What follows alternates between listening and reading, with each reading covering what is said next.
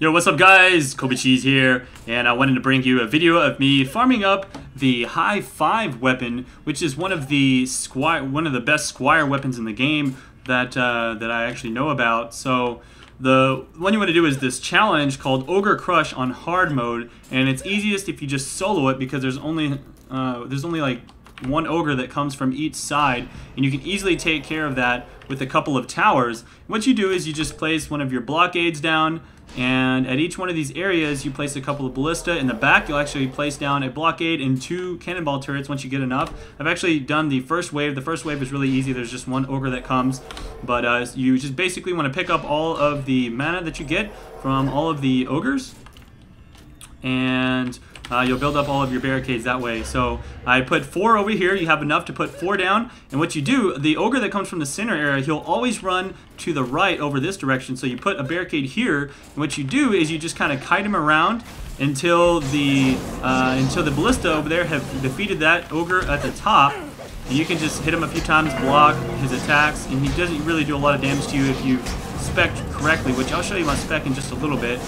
But this is actually really simple to do on hard mode, and you notice that ogre over there has died, so I'll just run away. I'll let the ballista finish him up, and then I'll go do my defenses over here. Once you've got all your defenses built up, what you'll do is you can just start upgrading everything to 1 upgrade level, and then eventually you'll upgrade this back wave to like 2 or 3. The back wave is the weakest because you don't have enough defense points to put everything that you need, so you'll only get 2 cannonballs. If you were able to put like 1 more, it would obviously be really good. I don't think the ogres are going to even have a chance of bringing through. Now let me show you the stats that I'm using. I'm doing kind of a hybrid between a tower squire and a combat squire. Since you probably last saw some of my videos, I've been doing the combat squire, and that's nice once you get a really good weapon, but I haven't actually found a really good weapon yet, which is why I'm doing this.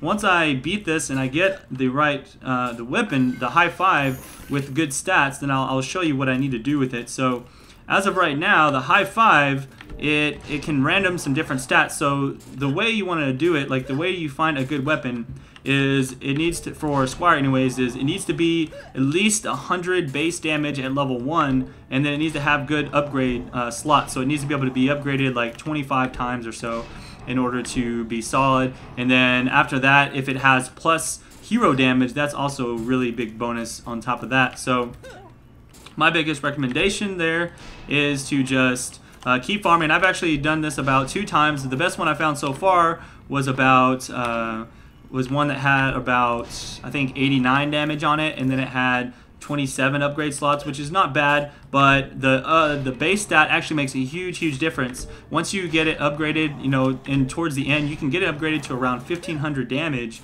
if it has a good enough starting stat. So the main thing is that you wait to start upgrading, because it's going to cost you a couple million to upgrade it to the full amount, and you want to make sure you do that correctly. Now I'll show you how to farm up a lot of mana later on. I just wanted to give you an idea of where you can go to farm your weapon. Once you get your weapon started, then you can go ahead and start leveling it up and farming later on. The idea right now though is to just to level this up. But as far as the stats are concerned, let me kill this ogre real quick, or just keep him kind of busy until that other one dies. So I'll just sit here and I'll just watch.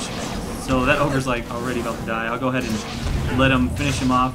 Yeah, so anyway, this is really simple on hard mode with 1 person. It gets a little bit harder if you have 2 ogres coming at you, because they tend to be problematic. But anyways, let me show you the stats that I've done. I put all my points into tower damage and attack rate, and I only put about 20 or 25 so into the tower health, and that's good enough. It's mainly the damage that you need and the tower attack rate. After that, I've maxed out my hero damage. I put a couple into health. I'm actually going to try and get about 30 or 40 into health by the time I hit level 70. And then after that, I'm just going to put as much as I can into Blood Rage, which is all you really need.